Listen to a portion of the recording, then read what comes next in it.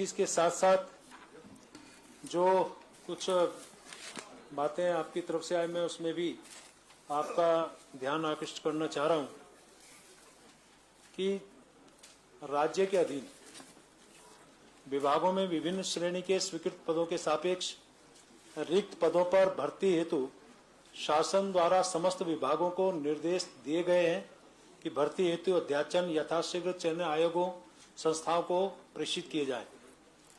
राज्य के अंतर्गत उत्तराखंड लोक सेवा आयोग, उत्तराखंड अधीनस्थ सेवा चयन आयोग, उत्तराखंड चिकित्सा सेवा चयन बोर्ड के माध्यम से विभिन्न संवर्गों में नियुक्ति की प्रक्रिया गतिमान है। शासन द्वारा इन चयन आयोगों को चयन की प्रक्रिया शीघ्रातिशीघ्र करने हेतु नियमित रूप से निर्देश दिए जा रहे हैं और उनका अनुसरण भी किया जा रहा है। माननीय अध्यक्ष जी, वर्तमान धामी जी की सरकार के गठन के उपरांत से अब तक उत्तराखंड लोक सेवा आयोग के माध्यम से 2718 पद, उत्तराखंड अधीनस्थ सेवा चयन आयोग के माध्यम से 2522 पद, उत्तराखंड चिकित्सा सेवा चयन बोर्ड के माध्यम से 1246 पद, इस प्रकार कुल 6586 पदों पर चयन की कार्यवाही पूर्ण कर संस्तुतियां संबंधित विभाग को प्रेषित की जा चुकी है। वर्तमान में उत्तराखंड लोक सेवा आयोग के माध्यम से 7963 पद, उत्तराखंड अधीनस्थ सेवा चयन आयोग के माध्यम से 2917 पद, उत्तराखंड चिकित्सा सेवा चयन आयोग के माध्यम से 2256 पद, इस प्रकार कुल 13136 पदों पर भर्ती की प्रक्रिया विभिन्न चरणों यथा प्रतियोगिता परीक्षा आयोजन, विज्ञप्ति प्रकाशन, अधियाचन परीक्षण अथवा पाठ्यक्रम निर्धारण आदि चरणों में गतिमान है। माननीय अध्यक्ष जी, उत्तराखंड अधीनस्थ चयन सेवा आयोग द्वारा आयोजित कतिपय परीक्षाओं में अनियमितताएं संज्ञान में आई, जिसके सापेक्ष आयोग द्वारा 3 परीक्षाओं को निरस्त कर पुनः सफलतापूर्वक परीक्षाओं का आयोजन करते हुए सचिवालय रक्षक की संस्तुति प्रेषित कर दी गई है तथा 2 अन्य परीक्षाओं की चयन प्रक्रिया अंतिम चरण में है। इसके अतिरिक्त आयोग द्वारा 8 अन्य परीक्षाओं की विवेचना एक स्वतंत्र समिति के माध्यम से कराते हुए समिति की संस्तुति प्राप्त होने के उपरांत उक्त परीक्षाओं में से 6 परीक्षाओं की प्रक्रिया पूर्ण कर संस्तुतियां संबंधित विभागों को प्रेषित की जा चुकी है और 2 परीक्षाओं की अंतिम प्रक्रिया अंतिम चरण में। माननीय अध्यक्ष जी, उत्तराखंड अधीनस्थ सेवा चयन आयोग में परीक्षा चयन में अनियमितता प्रकाश में आने पर राज्य सरकार द्वारा तत्काल रूप से अभ्यर्थियों के भविष्य को दृष्टिगत रखते हुए 23 परीक्षाओं को उत्तराखंड लोक सेवा आयोग को स्थानांतरित किया गया और साथ में उक्त के अतिरिक्त लोक सेवा आयोग की 3 परीक्षाओं में अनियमितता प्रकाश में आई थी, जिसके सापेक्ष आयोग द्वारा उक्त परीक्षाओं को निरस्त कर सहायक अभियंता, पटवारी, लेखपाल की परीक्षा पुनः आयोजित की जा चुकी है तथा कनिष्ठ अभियंता परीक्षा हेतु पुनः नवीन अध्याचन आयोग को प्रेषित कर दिया गया है। इसके साथ साथ उत्तराखंड प्रदेश में प्रतियोगी परीक्षाओं में पारदर्शिता एवं सूचित को सुनिश्चित करने के लिए राज्य सरकार द्वारा उत्तराखंड प्रतियोगी परीक्षा भर्ती में अनुचित साधनों के रोकथाम व निवारण के उपाय अधिनियम 2023 प्रख्यापित किया गया है, जिसमें अनुचित साधनों में लिप्त पाए जाने पर आजीवन कारावास की सजा एवं 10 करोड़ रुपए तक के जुर्माने आदि के प्रावधान किए गए। माननीय अध्यक्ष जी, संविदा कर्मियों के स्थायी किए जाने के संबंध में कार्मिक विभाग की विनियमितीकरण नियमावली 2011 अधिक्रमित करते हुए विनियमितीकरण नियमावली 2013 प्रख्यापित की गई थी, जिस पर माननीय उच्च न्यायालय द्वारा स्थगन आदेश पारित है। मैं समझता हूं कि ये लगभग इसी प्रकार से जो एक हमारे यहाँ वेटिंग लिस्ट नियमावली है, प्रतीक्षा सूची नियमावली 1 सितंबर को कैबिनेट में इसी 1 सितंबर को पास की गई है। इससे पहले कुछ विभागों की नियमावली में वेटिंग लिस्ट की व्यवस्था, कुछ विभागों की नियमावली में यह व्यवस्था नहीं थी।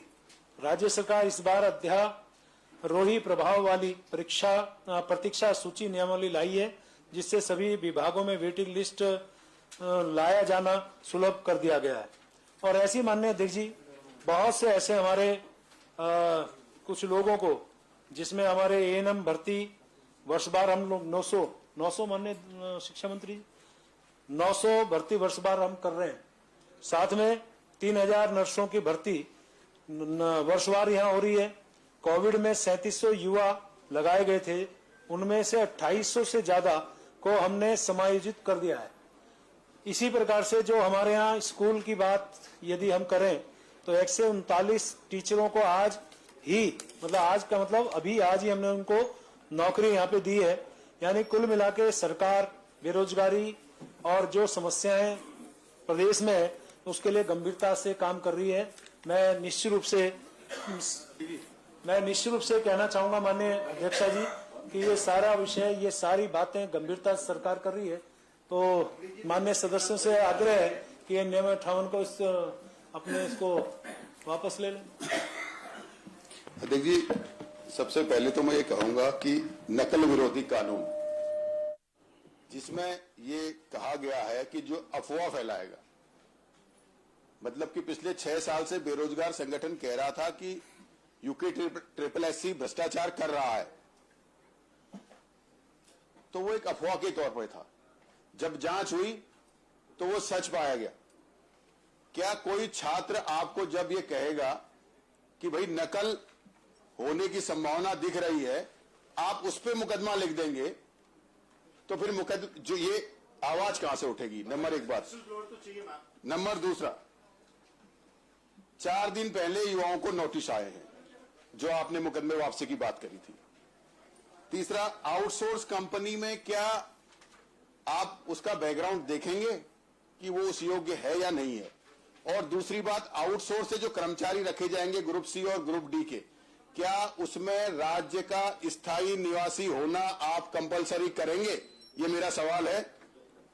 ओपन यूनिवर्सिटी में जो भर्तियां हुई हैं, भरसार में और उत्तराखंड ओपन यूनिवर्सिटी में, जो गवर्नर ने भी जांच के आदेश किए थे, क्या आप उसकी जांच करेंगे?